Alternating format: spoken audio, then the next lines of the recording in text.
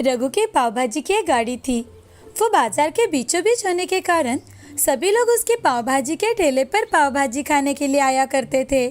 तभी आनंद रघु से, अरे रघु भाई, मेरे लिए बढ़िया एक चीज पाव भाजी बना दो। हाँ भाई, अभी बना देता हूँ। रघु आनंद को गर्मा गर्म चीज पाव भाजी बना कर देता है और आनंद रघु से, अरे रघु भाई, तुम्हारे हाथों में तो जादू है, जादू। मैंने ऐसी स्वादिष्ट पाव भाजी आज तक नहीं खाई। रघु के ग्राहकों को रघु के हाथ की पाव भाजी बहुत पसंद थी।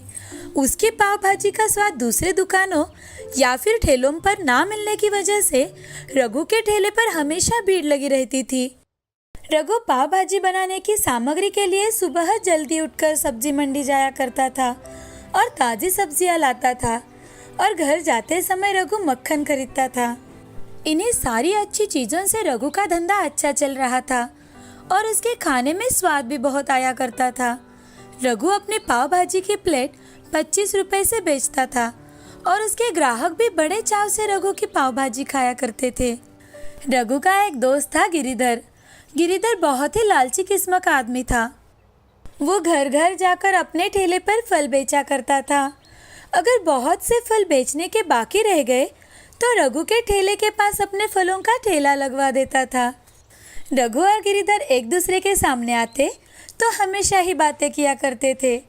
तभी एक दिन गिरिधर बातें करते करते रघु से, अरे रघु भैया, आपकी पाव भाजी तो बड़ी ही स्वादिष्ट होती है। उसका स्वाद तो जैसे मुंह में ही रह जाता है। अरे गिरिधर, ये सब ऊपर वाले की कृपा है। तुम्हारे फल भी अच्छी तरह से बेचे जा रहे हैं ना? अरे हाँ रघु भाई, मेरे फल भी बहुत अच्छी तरह से बेचे जाते हैं। मैं तो रात के समय ही बाजार में जाकर फल खरीद कर लाता हूँ और दिन भर वही बेचता हूँ। रात के समय बाजार जाने पर मुझे बहुत सस्ते में फल मिल जाते हैं। क्यों ना तुम भी चलो मेरे साथ? हम बाजार में जाते हैं और फल और सब्जियां खरीद कर लाते हैं। रघु थोड़ा मन में सोचकर गिरिधर से, ठीक है, चलो तो मैं आज तुम्हारे साथ चलता हूँ। रात के समय रघु और गिरिधर अपना ठेला बंद करके बाजार चले जाते हैं। वहां जाकर देखा तो बाजार में बहुत भीड़ थी और सब्जियां बहुत कम दामों में बेची जा रही थी। ये देख रघु गिरिधर से, अरे गिरिधर, यहाँ तो सब्जियाँ कितनी सस्ती मिल रही है। मैं यही सब्जियाँ सुबह महंगे दामों में खरीदता हूँ। अरे रघु भाई, इसीलिए तो मैंने तुम्हें यहाँ लाया है।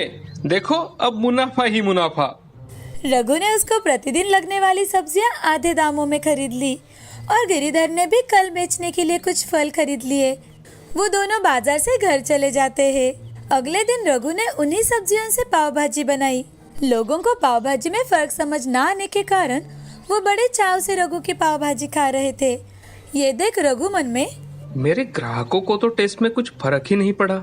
इसका मतलब मैं वही सब्जियां लेकर पाव भाजी बना सकता हूँ। रघु अब हर रोज सस्ते दाम से ही सब्जियां खरीदता था और उनकी पाव भाजी बनाया करता था। उसके मन में दिन ब दिन लालच आने लगा। रघु का मुनाफा भी बहुत बढ़ने लगा था। ये देख रघु बेहद खुश था। उसकी ये खुशी ज्यादा दिन तक टिक न सकी। एक दिन रघु के ठेले पर एक आदमी आया और रघु से, अरे रघु भाई, मैं तुम्हारे ठेले से हर रोज पाव भाजी लेकर जाता हूँ। मेरा परिवार हर रोज तुम्हारी बनाई हुई पाव भाजी खाते हैं। मेरे बच्चों को तो तुम्हारी पाव भाजी खाकर फूड पॉइजनिंग हुआ है। डॉक्टर ने बताया है कि ये सब बाहर की पाव भाजी खाने की वजह से हुआ है।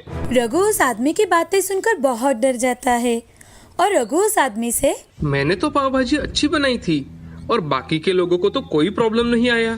सिर्फ तुम्हें ही प्रॉब्लम कैसे आया? अरे मैं झूठ थोड़ी ना बोल रहा हूँ। रुको, मैं तुम्हारी कंप्लेंट पुलिस स्टेशन में ही करता हूँ। ऐसा कुछ नहीं है भैया, तुम मेरी बात पर विश्वास करो।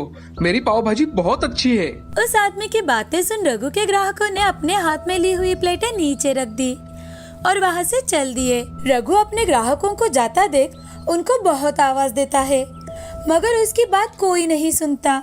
वो अपने ग्राहकों को जाता देख मन में बहुत उदास हो जाता है और वो खुद को कोसने लगता है कि आखिर उसने गिरिधर की बातें क्यों सुनी। गिरिधर की बातें सुन रघु ने खुद का नुकसान कर लिया था। रघु की स्वादिष्ट पाव भाजी अब लोग खाने के लिए नहीं आते थे। वो मन ही मन खुद को बहुत कोसता था। रघु की लालच की वजह से उसने खुद का नुकसान कर लिया था। इस कहानी से हमें ये सीख मिलती है कि लालच बुरी बला होती है। जिंदगी में कभी भी लालच नहीं करना चाहिए। लालच से हमेशा हमारा नुकसान ही होता है। थोड़े से पैसों के लालच में कभी भी अपना नुकसान नहीं करना चाहिए। हरिपुर नाम के गांव में सुलभा नाम की औरत अपनी बेटी रचना के साथ रहा करती थी। सुलभा के घर में एक बूढ़ी माँ रहा करती थी। सुलभा के पति की हार्ट अटैक से मौत हो जाने के कारण घर की सारी जिम्मेदारियां सुलभा पर आ गई थी। सुलभा के पति खेती में काम किया करते थे। सुलभा के पास दूसरा कमाने का कोई जरिया ना होने के कारण उसने खेती करने का निर्णय लिया। वो अपनी बूढ़ी माँ से, माँ, मैं सोच रही थी कि मैं आज से ही खेती में काम करना शुरू कर दूँ। मगर सुलभा, तू अकेले कैसे इतना सब कर पाएगी? माँ, मैं अपने हीरा और कल्लू के साथ खेती का काम आसानी से कर लूंगी। अब मेरे पास पेट भरने का कोई दूसरा रास्ता भी तो नहीं है। बूढ़ी दादी बड़ी दुखी मन से, हाँ बेटी, जाओ और मन लगाकर अपना काम करो। जी माँ। ऐसा कहकर सुलभा खेती में काम करने के लिए चली जाती है। वो दिन भर हीरा और कल्लू की सहायता से खेती का काम करती थी। सुलभा की बेटी रचना दोपहर का खाना लेकर खेत में चली जाती है। तभी अपनी माँ से, माँ, मैं तुम्हारे लिए खाने के लिए लेकर आई हूँ। रचना, तुम इतनी दूर क्यों आई? मैं ही थोड़ी देर में घर आ जाती बेटी। माँ, मैं स्कूल से आज जल्दी आई थी तो इसीलिए खेत में चली आई। रचना हीरा और कल्लू के पास जाकर उनसे बातें करने लगी। हीरा, कल्लू, तुम भी बहुत थक गए होंगे ना? मैं तुम्हारे लिए अभी हरी घास लेकर आती हूँ। ऐसा कहकर रचना थोड़ी हरी घास लेकर आती है। हीरा और कल्लू हरी घास देखकर बहुत खुश हो गए और वो दोनों हरी घास खाने लगे। ऐसे ही दिन बीत रहे थे। सुलभा खेती पर बहुत ध्यान दिया करती थी। खेती करते करते सुलभा अपने परिवार तथा बैलों का भी ख्याल रखा करती थी। ये देख हीरा और कल्लू बहुत खुश थे। एक दिन बूढ़ी दादी और सुलभा फसल काटने के लिए इस खेत में गए हुए थे। तभी फसल काटते समय सुलभा के पैर के पास एक बहुत बड़ा सांप आया। हीरा ने सांप को देख लिया। तभी हीरा दौड़ते हुए सुलभा के पास आया। हीरा को ऐसा दौड़ता देख सुलभा बहुत डर गई। तभी हीरा ने सुलभा के पास आकर अपने सींगों से उस सांप को उठाया और दूर फेंक दिया। ये देख सुलभा और बूढ़ी दादी की आंखों में पानी आ गया। सुलभा हीरा से, तुम दोनों ना होते तो मेरा क्या होता? आज तुम्हारी वजह से मैं बच पाई हूँ। ऐसा कहकर सुलभा हीरा के गले लग जाती है। तभी बूढ़ी दादी उनके पास आकर हीरा के कंधे पर बड़े प्यार से सहलाती है और कहती है, सुलभा, ये दोनों सच में तुम्हारे बेटे ही हैं, जिन्होंने आज तुम्हारी जान बचाई है। हीरा, तुम्हारा बहुत बहुत धन्यवाद। ऐसा कहकर बूढ़ी दादी और सुलभा अपना काम करने के लिए चली जाती है। हीरा भी खेत के बाहर कल्लू के पास जाकर घास खाने लगता है। सुलभा तो उन दोनों की जोड़ी देखकर और उनका खुद के प्रति प्रेम देखकर बहुत खुश हो जाती है। उस दिन सुलभा और बूढ़ी दादी जल्दी घर लौट आई। ऐसे ही दिन बीत रहे थे। सुलभा अपना काम बड़े मन लगाकर कर रही थी। एक दिन खेतों में आग लग जाने के कारण सभी किसानों की फसल जलकर राख हो गई। ये देख सुलभा और सभी गांव वाले बहुत डर गए थे, बहुत दुखी भी हो गए थे। घर आकर सुलभा अपनी बूढ़ी माँ से, माँ, हमारे खेत की सारी फसल जलकर राख हो गई है। अब हम इस साल क्या खाएंगे? हमारा गुजारा कैसे होगा? तुम इतनी चिंता मत करो सुलभा, कुछ ना कुछ हल तो निकल ही आएगा। माँ, हल कहाँ से निकलेगा? मुझे तो कुछ समझ में नहीं आ रहा। ऐसा कहकर सुलभा सर पकड़कर बैठ जाती है। तभी रचना सुलभा के पास आकर, माँ, हम कुछ ना कुछ जरूर करेंगे, कोई ना कोई रास्ता तो जरूर निकल आएगा, तुम चिंता मत करो। हाँ मेरी बच्ची। सुलभा और रचना की बातें बाहर खड़े हीरा और कल्लू सुन लेते हैं। वो एक दूसरे की ओर देखते हैं। तभी कल्लू हीरा से, हम अगर मालकिन की कोई मदद कर सकते तो कितना अच्छा होता। हे भगवान, तुम हमारी मालकिन की सहायता करो। हमारी मालकिन अकेले ही घर की सारी बागडोर संभाल रही है। हे प्रभु, सच में हमारी मालकिन की मदद करो, वो बड़े संकट में है। ऐसा कहकर हीरा और कल्लू भगवान की मन ही मन प्रार्थना करते हैं। तभी उनके सामने एक बहुत बड़ा प्रकाश पड़ा और एक देवी वहां प्रकट हो गई। देवी माँ हीरा और कल्लू से, हीरा, कल्लू, तुम दोनों अपनी मालकिन की मदद करना चाहते हो। ये बहुत ही अच्छा विचार है तुम्हारा। तुम्हारे मालिक के बाद इस घर को सच में तुम्हारी बहुत ज़रूरत है। तुम दोनों बहुत ही शक्तिशाली बन जाओगे। तुम्हारी शक्ति के दम पर तुम तुम्हारी मालकिन की मदद कर सकोगे। और मैं तुम दोनों को एक और वरदान देती हूँ, तुम दोनों अब आदमियों की तरह बोल सकते हो। इसकी वजह से तुम तुम्हारी मालकिन को मन की बात बता सकोगे। ऐसा कहकर देवी हीरा और कल्लू को आशीर्वाद देती है और वहां से अदृश्य हो जाती है। तभी हीरा और कल्लू सुलभा को आवाज देते हैं। मालकिन, मालकिन, बाहर आइए मालकिन।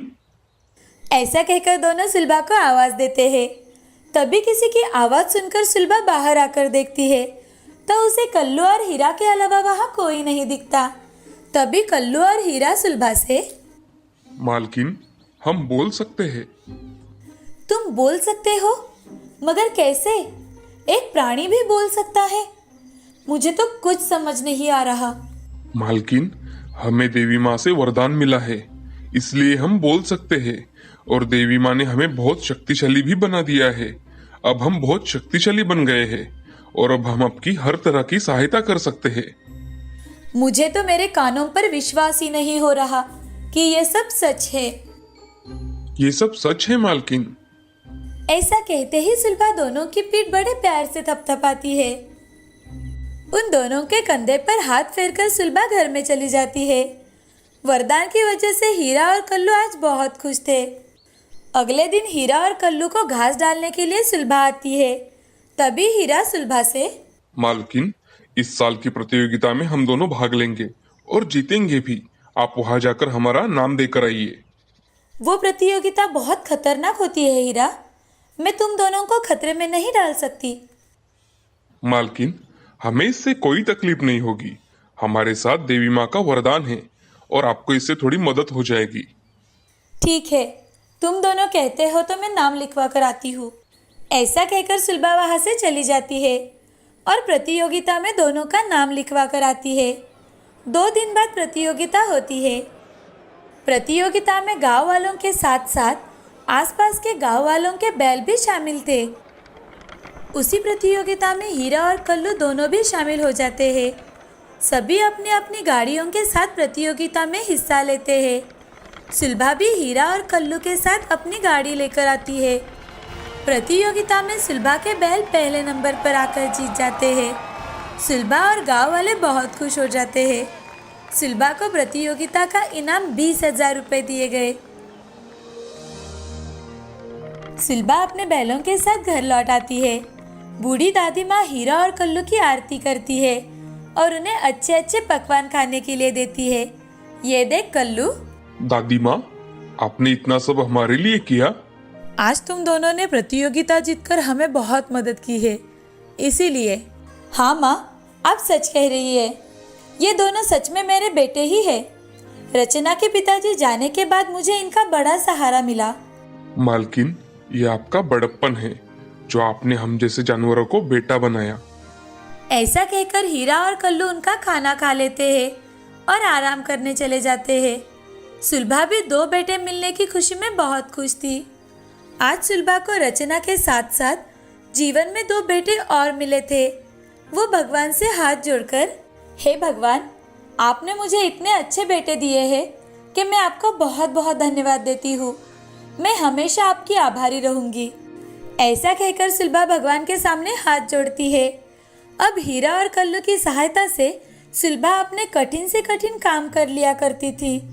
उन दोनों की सहायता से सुलभा अच्छे से जीवन बिता रही थी। इसीलिए दोस्तों, प्राणी भी हमारे जीवन का एक हिस्सा है। अगर उन्हें भी आदर तथा प्रेम दिया तो वो बदले में हमें प्रेम ही देते हैं। इस कहानी से हमें यह सीख मिलती है कि प्राणी भी हमारे जीवन का एक हिस्सा होते हैं, इसीलिए उन्हें भी आदर और प्यार दे। कई साल पहले सूरतपुर नाम के गांव में मनीष नाम का जलेबी वाला रहता था। कई पुश्तों से वो जलेबियां बेचा करते थे। मनीष की बनाई हुई जलेबियां सभी लोगों को पसंद थी और इसी कारण लोग भी बड़े मजे से खाया करते थे। मनीष बहुत ही लालची आदमी था। वो सबको ठगने के बारे में ही सोचा करता था। सबकी नजर बचाकर वो तराजू के नीचे चुंबक लगा देता था। कुछ लोगों के तो पैसे हेरा फेरी करके कुछ लोगों के झगड़ा करके उनसे ज्यादा पैसे वसूल कर लेता था। उसी गांव में एक आराध्या नाम की छोटी बच्ची रहा करती थी। वो बेचारी बहुत गरीब घर की थी। आराध्या दिन भर घर के सारे काम करके उसमें से वक्त निकालकर स्कूल में जरूर जाया करती थी। उसका विश्वास था कि पढ़ाई करके उसका भविष्य जरूर अच्छा होगा। उसके स्कूल में एक रघु नाम का एक नटखट लड़का था। वो हमेशा आराध्या को परेशान करता था और उसे हमेशा रुलाता था। एक दिन आराध्या रास्ते से चल के जा रही थी, तभी रघु पीछे से साइकिल पर आया और जानबूझकर आराध्या से टकराया। आराध्या साइकिल का धक्का लगने की वजह से नीचे सड़क पर गिर गई। तभी रघु ने आराध्या से कहा, क्यों रे आराध्या, बड़ी मैडम की तरह रास्ते के बीचों बीच चल रही है। घंटी बजाने पर भी बाजू नहीं हटती हो। तुम क्या बहरी हो? रघु के ऐसे कहते ही आराध्या बहुत चिढ़ जाती है। आराध्या चिढ़कर रघु से, तुमने बेल कहाँ बजाई थी? झूठ मत बोलो। वैसे भी तुम मुझे हमेशा सताते रहते हो। अगर तुमने फिर से ऐसा किया तो मैं हेडमास्टर जी से तुम्हारी शिकायत कर दूंगी। अरे जा जा, तुम्हें जिसको मेरा नाम बताना है बता दो, मुझे कोई फर्क नहीं पड़ता। स्कूल तो मेरे दादाजी ने बनवाया है और तुम्हें पता है मेरे पिताजी कौन है? जाओ तुम हेडमास्टर जी से कंप्लेंट करो। रघु आराध्या को फटकारते हुए वहां से चला जाता है। तभी आराध्या चुपचाप घर चली जाती है। एक दिन आराध्या अपनी माँ से, माँ, स्कूल के पास सब लोग कुछ न कुछ खरीद कर खाते हैं। मुझे भी खाने का मन करता है, मगर आपके पास पैसे नहीं है ना, इसीलिए आपसे मांगने के लिए सोचती हूँ। आराध्या की बातें सुन उसकी माँ सुमति आराध्या से, हे भगवान, मेरी गरीबी के कारण मेरी बच्ची मुझसे कुछ मांगने के लिए भी सोचती है। ऐसी परिस्थिति किसी माँ पर ना आए। ये 10 रुपए लो और इससे तुम्हें जो मन में आए वो खा लेना। ऐसा कहकर सुमति आराध्या को 10 रुपए दे देती है और वहां से चली जाती है। तभी आराध्या 10 रुपए लेकर बाजार में चली जाती है। वहां जाकर आराध्या एक जलेबी की दुकान के पास आती है। जलेबी की खुशबू सूंघ आराध्या वहीं ठहर जाती है। मनीष दुकान पर गर्मा गर्म जलेबी बना रहा था। गर्मा गर्म जलेबियों की खुशबू सूंघ आराध्या के मुंह में पानी आ गया। आराध्या वहीं खड़ी रह जाती है। तभी मनीष आराध्या से, अरे क्या चाहिए बेटी तुम्हें? गर्मा गर्म जलेबी दूं क्या? आपकी जलेबियों की खुशबू बहुत अच्छी है। जलेबियाँ कैसे दे रहे हो चाचा? तभी मनीष आराध्या से, 1 किलो 240 की, आधा किलो 120 और 1 पाव 60 रुपए की, 10 रुपए की एक जलेबी। जलेबी के भाव देखकर आराध्या मन ही मन, बाप रे, यह तो 10 रुपए की एक ही जलेबी मिल रही है। इस जलेबी से मेरा पेट तो नहीं भरेगा। ऐसा करती हूँ कि ये पैसे लेकर अपने माँ को दे देती हूँ। माँ ने कितनी मेहनत से रुपए कमाए हुए हैं। ऐसा सोचकर आराध्या वहां से जाने लगती है। तभी मनीष आराध्या से, बताओ बेटी तुम्हें कितनी जलेबी दूं? मुझे जलेबी नहीं चाहिए चाचा, मैं तो सिर्फ देखने आई थी। अभी के अभी मुझे 10 रुपए दो, नहीं तो मैं तुम्हें यहाँ बांध कर रखूंगा। उसकी बातें सुन आराध्या बहुत डर जाती है और आराध्या मनीष से, चाचा, मैंने आपकी दुकान से कुछ भी नहीं लिया और मैं आपको किस चीज के पैसे दे दूं? तुम कब से मेरे दुकान के सामने खड़ी होकर जलेबियों की खुशबू ले रही हो और मुझसे ही कह रही हो मेरे जलेबियों की खुशबू लेने के भी पैसे लगते हैं, समझी? मैं कहाँ से दूं चाचा, मैं बहुत गरीब हूँ। अरे मुझे उससे क्या मतलब, मुझे मेरे पैसे चाहिए वरना तुम यहाँ से नहीं जा सकती। मनीष की बातें सुन आराध्या रोने लगी और मनीष फिर से आराध्या से, अगर पैसे नहीं दे सकती तो यहाँ मेरी जलेबियों की खुशबू सूंघने क्यों आई? चलो निकालो पैसे, मुझे सब पता है तुम गरीबों के नाटक। आराध्या रोने लगती है। तभी उसका दोस्त रघु वहां से साइकिल से जा रहा था। वो देखता है कि आराध्या उस दुकान के सामने खड़ी रो रही है। साइकिल एक जगह खड़े करके रघु आराध्या के पास आया और आराध्या से, अरे आराध्या, क्या हुआ? तुम यहाँ ऐसे क्यों रो रही हो? आराध्या ने सारी बातें रघु को बताई। तभी रघु आराध्या से, आराध्या, मनीष जी ने कोई गलत बात नहीं कही। ये तो उनकी जलेबियाँ है। अगर कोई इसका सुगंध लेगा तो पैसे तो भरने ही पड़ेंगे ना। लाओ, तुम्हारे पैसे मुझे दे दो। आराध्या ने रघु को पैसे दे दिए। बेचारे को कुछ समझ ना आने के कारण वो एक ही जगह भूत बनकर खड़ी रह गई।